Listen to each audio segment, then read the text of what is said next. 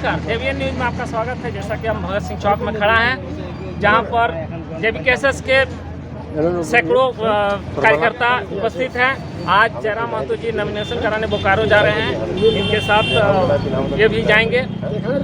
फिलहाल हम लखन महतो जी हैं झिंझी पहाड़ी के, उनसे कुछ बात करना चाहते हैं। आज हमारे बीच इखलाक अंसारी जो धनबाद के प्रत्याशी हैं, उनसे कुछ बात करेंगे। सबसे पहले हमारे चैनल में आपका स्वागत है। सबसे पहले आपका जो चैनल है जेबी न्यूज़, आपके तमाम व्यूवर्स को खतियानी जोहार, सलाम, प्रणाम, नमस्कार। क्या ये नहीं लगता है कि जितने भी राजनीतिक पार्टी है वो लोगों को दिग्भ्रमित कर रहे हैं? देखिए, अगर आज पूरे समस्त झारखंड वासी अगर छले नहीं जाते तो शायद हम लोग पढ़े लिखे, हमारे जो सुप्रीमो टाइगर जयराम महतो जी खुद PhD होल्डर हैं। PhD होल्डर मीन्स की समझ एक प्रोफेसर थे। मैं खुद MA BEd हूँ और आज इतने छले जा चुके हैं कि जो पढ़ने वाले छात्र थे आज उनको सड़क पर आना पड़ रहा है। और सड़क पर आने का मुख्य जो उद्देश्य हम लोग का रहा, ताकि हम जो झारखंड वासी है उनके पीड़ा को सड़क से लेकर सदन तक में रखने की तैयारी करें। जहाँ तक कुछ नेताओं का कहना है कि जयराम महतो एक आज का युवा है, उनको राजनीति नहीं आती है, वो सिर्फ टीवी में और सोशल मीडिया में प्रचार करने के लिए उतरे हैं। क्या ये बात सही है? देखिए, ये जो लोग कहते हैं कि जो इतना युवा है, इन युवाओं को शायद राजनीति में नहीं आना चाहिए, आप मुझे एक साफ चीज़ बता दीजिए कि जो IAS IPS JPSC होता है, UPSC होता है, जो क्रैक करता है वो 35 साल का होता है, 25 साल का होता है, 28 साल का युवा करता है। और वो समझ जाइए कि पूरा एक ज़िला का कंट्रोल जो होता है वो समझिए SP DSP और आपका DC के पास होता है। तो निश्चय ही अगर राजनीति पे अगर आना चाहिए तो युवा को आना चाहिए, पढ़े लिखे को आना चाहिए, ताकि वो अपने देश का, अपने समाज का नेतृत्व कर सके और उसके सपना को साकार कर सके। आज की युवा क्या चाहते हैं? आज के युवा सिंपली अगर देखा जाए तो रोजगार की सबसे बड़ा समस्या है। आप हमको बता दीजिए कि हमारे समाज में ही देखिए कि आपको प्रत्येक घर में MA वाले मिल जाएंगे, ग्रेजुएट वाले मिल जाएंगे, और उन लोग अगर आर्थिक स्थिति को देखिए और अपने परिवार का भरण पोषण जो करते हैं वो ऑटो चला रहे हैं। बड़ा शर्म की बात है कि हम पढ़ लिख करके ऑटो चलाएंगे, पढ़ लिख करके अगर हम अंडा बेचेंगे, पढ़ लिख करके सब्जी बेचेंगे तो देश का भविष्य कहाँ जा रहा है? तो देश का भविष्य जो होता है वो रोजगार पर डिपेंड होता है। अगर हर घर पे, हर समाज में अगर अच्छा रोजगार का सरकार देती तो शायद हम लोगों को राजनीति में आना नहीं पड़ता और हम लोग जो देश का भविष्य वो पढ़ लिख करके ट्यूशन पढ़ा करके हो या फिर स्कूल में पढ़ा करके हो, डॉक्टर इंजीनियर बन करके हो। मौजूदा सरकार बेरोजगारों को रोजगार क्यों नहीं दिला पाती है?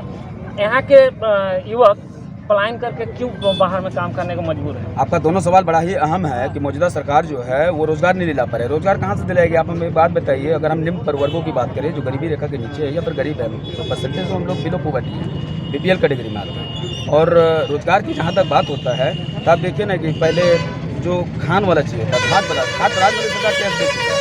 रोजगार की तो बात कीजिए। अगर बात हम झारखंड के रोजगार की बात करते हैं तो जिस राज्य में हम रहते हैं उसी राज्य में देखिए 13 का हो गया, यानी एक राज्य कुछ जिला जो होता है वो रिजर्व हो गया, कुछ जिला अनरिजर्व हो गया। बताइए, जिस राज्य में हम रहते हैं उस राज्य का ये स्थिति है तो लोगों का जो विश्वास है वो जेबीकेएसएस हमारे सुप्रीमो टाइगर जयराम महतो के ऊपर है और नई पीढ़ी के ऊपर है। दूसरा जो आपका एक सवाल था पलायन का, सबसे बड़ा दुख का पार्ट है कि हमारा जो झारखंड है वो 40% टैक्स जनरेट करके रेवेन्यू के तौर पर हम लोग केंद्र सरकार को देते हैं, और जो राज्य 40% इकलौता आपको केंद्र सरकार को देता है, यहाँ के लोग पलायन कर रहे हैं। बड़ा ही दुख की बात है। और पलायन कर भी रहे हैं तो अगर पलायन करते और ग्रुप 1 में जाते, ग्रुप 2 में जाते तो हम लोग को फक्र महसूस होता है। लेकिन अगर वो वहाँ पर जा करके ऑटो चला रहे हैं, टेम्पू चला रहे हैं और करोड़पति का घर में जा करके अगर मजबूरी कर रहे हैं तो देश का और इस समाज का बड़ा ही दुर्भाग्यपूर्ण बात है। आज झारखंड ही नहीं पूरे देश में शिक्षा का स्तर धीरे धीरे गिरता जा रहा है। केरल जैसे राज्य में, चाहे तमिलनाडु जैसे राज्य में भी शिक्षा का स्तर गिर रहा है। इसका क्या मूल कारण है? देखिए, शिक्षा का अगर दर गिर रहा है तो इसका जो मुख्य कारण है वो हमारे राजनेता हैं। जितने पढ़े लिखे राजनेता जाएंगे, जाहिर सी बात है वो पढ़े लिखे पर ज़्यादा फोकस करेंगे। तो इसलिए तमाम देशवासियों को, मैं सिर्फ झारखंड की बात नहीं कर रहा हूँ, अगर बात करना है, जब आपका सवाल है पूरा देश का, तो पूरा देश के लोगों से मेरा हाथ जोड़कर एक विनम्र निवेदन होगा कि आपका प्रत्याशी जो होना चाहिए वो हाईली क्वालिफाइड होना चाहिए, ताकि वो IAS IPS से टकराने का ताकत रखे। झारखंड में क्या उम्मीद है? क्या जेबीकेएसएस आगे विकास कर पाएगी? यहाँ के लोगों को समझा पाएगी कि शिक्षा ही सबसे बड़ा बहुत मूल कारण है? शिक्षा के प्रति लोगों को उदासीन नहीं, जागरूकता होना चाहिए। देखिए, आपका जो सवाल रहा कि टाइगर जयराम महतो जी जो लोगों को जगाने का काम कर रहे हैं, आप खुद देख लीजिए ना। आज शायद पेपर में दे रहे थे कि 42 डिग्री, हमने तो कहा 42 का 52 डिग्री भी हो जाएंगे। तो हमारे जो सक्रिय सदस्य जो जेबीकेएसएस के जो निष्ठा के साथ जुड़े हैं वो हर एक समय साथ में है, कितना भी टेम्परेचर हो जाए। और आपका एक सवाल क्या था? वो सवाल क्या पूछे? सवाल तो क्या आप जो शिक्षा के प्रति जागरूक होंगे? बिल्कुल जागरूक होंगे। अगर शिक्षा के प्रति लोग जागरूक नहीं हैं तो बताइए ना कि हम एक इतना सा लड़का, अब देखिए यहाँ पर सब हमसे लंबे चौड़े हैं, लेकिन हम देखिए 5 फीट के हैं, ठीक है। हमारे सुप्रीमो टाइगर जयराम माथुर जी को देखिए, उनका घर जाकर देखिए, खपड़ेल का घर है। लेकिन लोगों का एक रुझान हुआ कि अगर एक समाज का, एक नई समाज में अगर हम कन्वर्ट करते हैं, उसके लिए हाईली क्वालिफाइड की ज़रूरत होता है। और हम लोग का सर्वप्रथम जो प्राथमिकता रहेगा वो शिक्षा रहेगा, क्योंकि डॉक्टर भीमराव अम्बेडकर ने एक बड़ा ही बेहतरीन सेंटेंस कहा है कि शिक्षा वो शेरनी का दूध है जो पिएगा वो चढ़ेगा। दूसरी बात क्या है, हमारे झारखंड के एक महापुरुष ने कहा है कि पढ़ तब लड़ी, बिना पढ़ लड़बे तो हार पक्का हो, पढ़ के रहे तो जीत पक्का हो।